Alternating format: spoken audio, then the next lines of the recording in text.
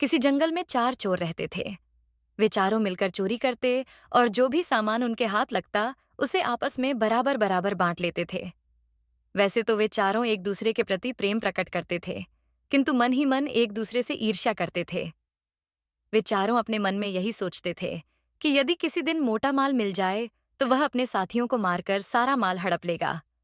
चारों चोर मौके की तलाश में थे, किंतु उन्हें ऐसा मौका अभी तक नहीं मिला था। चारों चोर बहुत ही दुष्ट और स्वार्थी प्रवृत्ति के थे।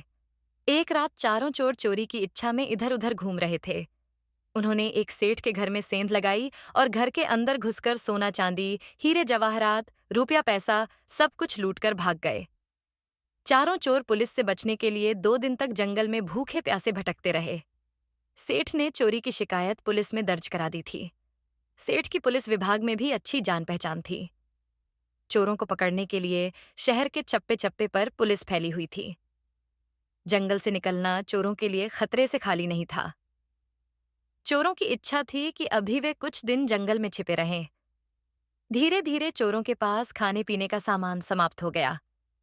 कुछ दिन तक तो उन्होंने भूख बर्दाश्त की, लेकिन जब भूख बर्दाश्त करना असंभव हो गया तो उन्होंने शहर से खाना मंगवाने का निश्चय कर लिया। आपस में सलाह करके दो चोर शहर चले गए ताकि वहां की स्थिति का पता लगा सकें और अपने साथियों के लिए भोजन भी ले आए। उन्होंने शहर जाकर भरपेट खाना खाया और खूब शराब पी। उसके बाद उन्होंने योजना बनाई कि वे अपने दोनों साथियों को मारकर सारा माल खुद हड़प लेंगे। दोनों ने योजना को अंजाम देने के लिए खाने में जहर मिला दिया और जंगल की ओर लौटने लगे।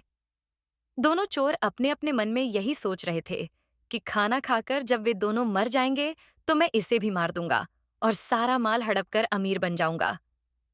उधर जंगल में उन दोनों चोरों ने खाना लेने गए हुए साथियों को मारने की योजना बना ली। वे भी उन्हें मारकर सारा धन हड़प लेना चाहते थे। जब दोनों चोर शहर से खाना लेकर आए तो जंगल में ठहरे हुए चोरों ने अपने साथियों पर हमला कर दिया और उन्हें मौत के घाट उतार दिया। अपने साथियों की हत्या करके वे दोनों चोर आराम से खाना खाने बैठ गए। खाने में पहले से जहर मिला होने के कारण वे दोनों भी तड़प तड़प कर मर गए। इसलिए कहते हैं कि बुरे का अंत हमेशा बुरा ही होता है। शिक्षा। इस कहानी से हमें यह शिक्षा मिलती है कि मनुष्य को बुरे काम नहीं करने चाहिए, क्योंकि बुरे का अंत बुरा ही होता है।